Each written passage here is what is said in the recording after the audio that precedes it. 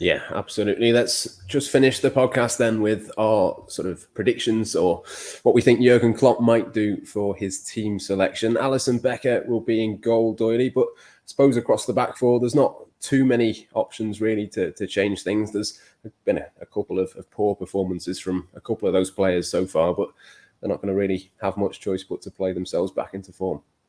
I mean, of more interest is a bit more on Alfred Schroeder. Is that he's 49 years of age, and he was born in Barneveld, which is the same name as Raymond van Barneveld, the darts player, who is actually not from Barneveld. He's actually from The Hague. So this is going to sound incredibly strange when we click this up for Team Selector. That's good for our Dutch. And Raymond van Barneveld must be, by the way, he must be a Liverpool supporter because he follows me on Twitter. It's the only reason he could possibly follow me, unless he likes to know when Jurgen Klopp's press conferences have ended. So there's there can be only one or two reasons. Going back to the team selection, Alisson in goal. I think I wouldn't be surprised if Tsimikas plays at left back. Not necessarily because Robertson's been poor, because he was actually one of Liverpool's average players, which means by definition one of the better players against United. But he's been subbed the last couple of games, and I do think they'll want him against Newcastle. And I think if there's one game where the team's not going to be doing a lot of attacking, the only problem is that Tsimikas would be great crossing it, but who's going to head it? Who is going to head it? Manny was quite decent at headers. Firmino is better than people think, although, again, we'll come back to whether or not he's actually going to be playing in this one. Núñez is the one, and he's not there, so that would be my only reservation, but I think I'd go with Tsimikas. Trent, I'd have dropped Trent had there been any other options, but there's not. And I'd definitely go with Gomez. I'd have considered dropping Van Dijk, but obviously can't do that either, so he's going to play as well. Yeah, it became a staple question from me to you, Ghosty, on the podcast last year. Does Costa Tsimikas get a go or not for you? The Matt Addison trademark. I mean, Doyley's given as good an argument as you're going to get for Costa Tsimikas starting the game. Why not, I guess. Trent's going to have to play, isn't he? Trent was really poor on Monday night, and I've been one of his staunchest kind of defenders, if you like, about the old he can't defend issue, because I don't think it's actually true, but he wasn't up to much on Monday night at all.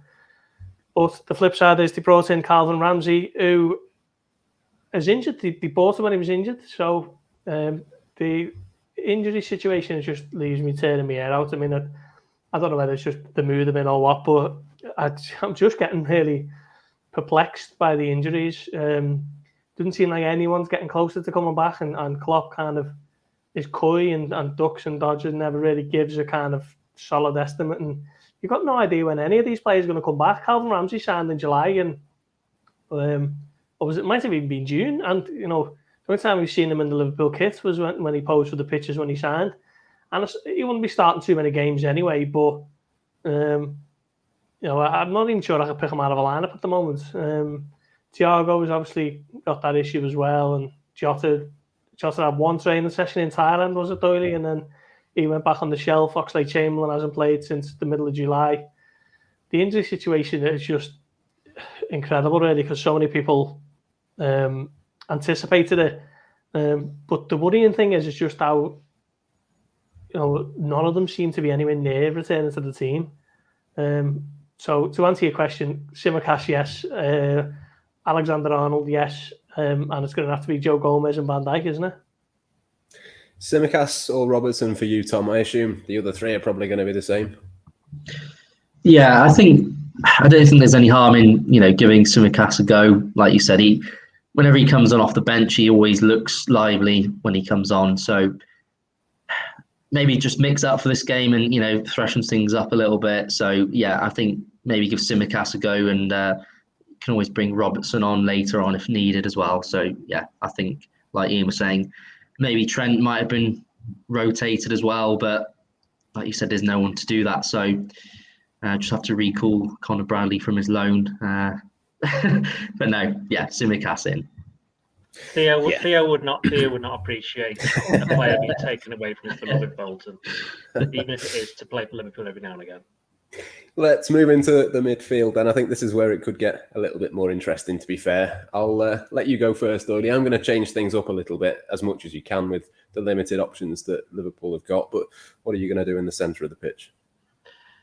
Fabinho's got to come back, even though he was terrible against Crystal Palace. He was actually all right for half an hour against United.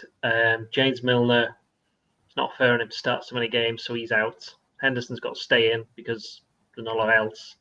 And given the fact that there's not that many midfield options, I will just go with those two midfield. Those two. That's it.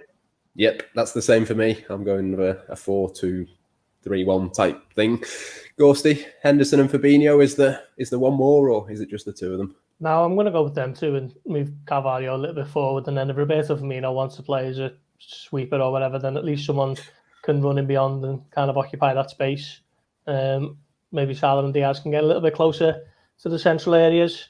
It does seem to be a tactic that they've worked on, and strangely, while Nunes is suspended, they haven't looked to tweak it. They've just carried on saying to Diaz and Salah to stay very wide. Obviously didn't work at United.